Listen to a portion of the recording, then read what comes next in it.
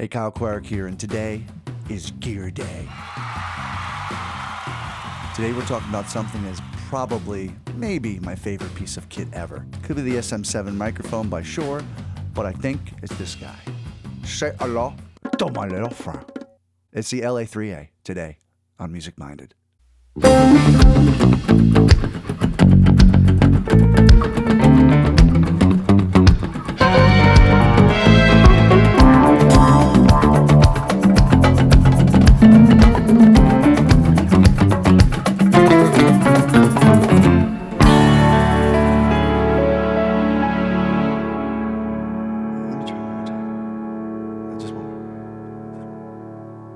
There's nothing that I use in my studio more and more consistently than this little guy, because it gives some life to the sound.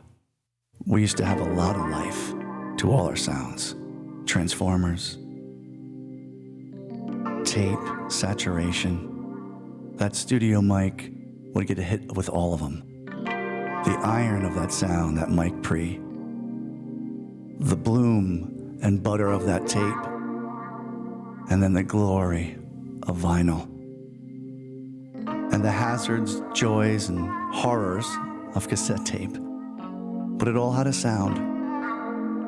Now we just go to this. Basses, electric guitars, acoustic guitars, piano and keys, drums, strings, horns, all go to this. Without all of that I stated before. Where's all that life coming from? But this gives me a little bit of life. That's why I love it. So what is it about the LA3A that's so amazing? Well, the first compressor we talked about in episode 1, if you want to go back, the 1176, which is the sound of rock and roll. Just urgent, muscular, forceful. The LA3A is a little different, but has some of the qualities of the 1176, and also has some of the qualities of its big brother, the LA2A, which is a tube compressor. And I think that's where its consistency and usability lies.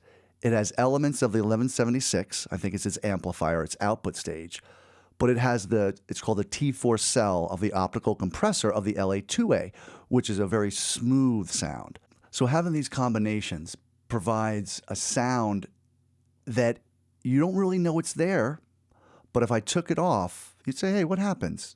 As I say, a little of the life of the sound disappeared. 80 to 90% of the things that I track go through the LA3A, even if there's no gain reduction. Guitars, 3 dB, 5 dB.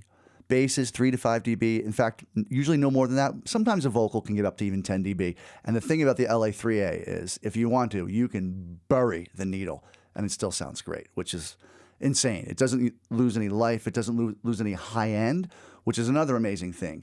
It's a compressor that doesn't dull the sound. If anything, it ignites it a little bit, not as much as the 1176. It's a little smoother, but it's got just a beauty and a consistency that I use on everything. I have a classic Joe Meek compressor. I have an 1176. I have a DBX, and they're all amazing. And sometimes I track vocals through the 1176. But if I can only have one compressor, it's not even a hard decision.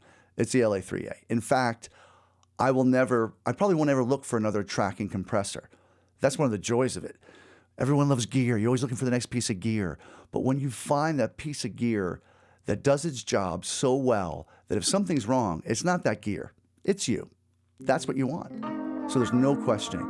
The LA3A on virtually anything, in tracking, in mixing, not mastering. But it's such a great piece of kit. Thanks for joining us today here on Music Minded.